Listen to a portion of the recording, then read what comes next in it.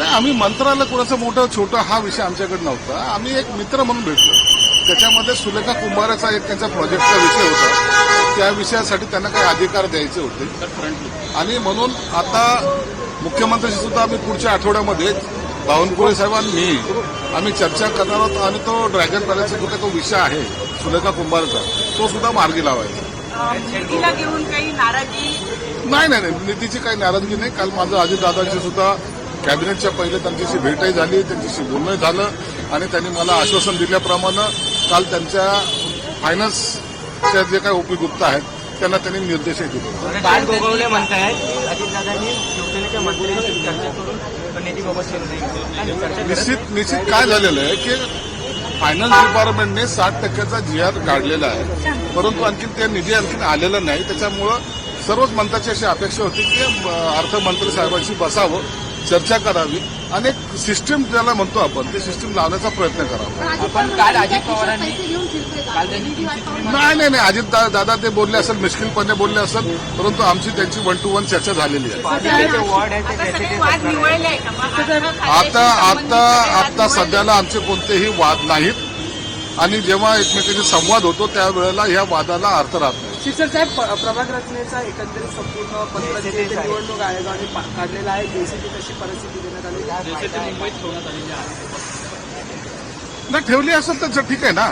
निवडणूक ह्या निवडणुका असतात. निवडणूक आयोगाने तो निर्णय घ्यायचा असतो. वार्डची जेव्हा पुनर्रचना होते त्या टायमाला हे सर्व अधिकार हे आयुक्तांना असतात आणि इलेक्शन कमिशनरच्या अधिकाऱ्यांना असतात. त्यांनी प्रभाग कसा ठेवायचा, कसा निवडायचा, कोणत्या बाउंड्री असल्या पाहिजेत या संदर्भामध्ये निर्णय घेण्याचा अधिकार हा त्यांना असतो आणि ती माहिती त्यांनी निवडणूक आयोगाकडे द्यायची असते आणि निवडणूक आयोग त्याच्यावर शिक्कामोर्तब करतो. मागचे 25 वर्ष शिवसेना इम्तियाज जलील सातत्याने गेले 3-4 दिवस तुमच्यावर आरोप करतात वेगवेगळ्या मुद्द्यांना घेऊन आणि ते वेगवेगळ्या लोकांकडे बैठकांसाठी सुद्धा जाऊ द्या, त्याच्याबद्दल मला बोलायचं नाही.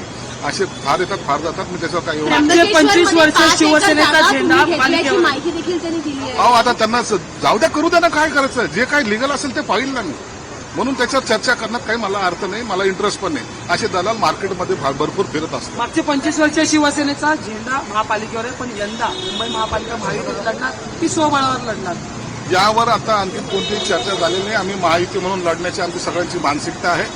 या संदर्भामध्ये देवेंद्र फडणवीस साहेब असतील, एकनाथ शिंदे साहेब असतील किंवा अजितदादा हे बसून निर्णय घेणार आहेत. म्हणून त्या बाबतीमध्ये कोणताही निर्णय आता पण झालेला नाही. वाद झाला तर आम्ही एकमेकांच्या विरोधात ते काय बोलले ते मी ऐकलेलं नाही, परंतु आम्ही महायुतीमध्ये लढणार आहोत. जयंत पाटलांनी वक्तव्य केले की त्यांनी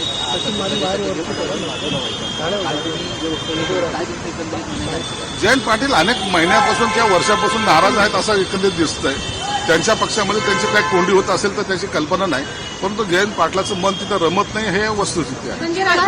सहभागी होण्याच्या संदर्भात काही चर्चा झालेली नाही, हे वरिष्ठ पातळीवर चर्चा होतात, याबद्दलची माहिती मला नाही. संजय राठोड यांच्या खात्यांतर्गत ज्या बदल्या झालेल्या आहेत त्याच्यामध्ये मोठ्या प्रमाणात अनियमितता आणि नाही, या संदर्भात मला माहिती नाही त्यांच्या खात्यात काय झालं. नाशिकच्या जागी खरेदीबद्दल काय सत्य अहो तुम्हाला काय पडलंय त्याच्याशी एकदा होऊ द्या ना, त्याचं होऊ द्या. तुम्ही NDTV वाल्यांनी जे काही मोहीम ठेवली ना ती मला आम्हाला कळतंय.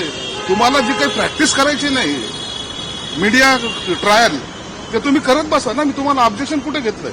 म्हणून तुम्ही तुमचं काम करत राहा. जे काही जेव्हा तोंडावर पडेल ना त्या टायमाला सांगेल मी.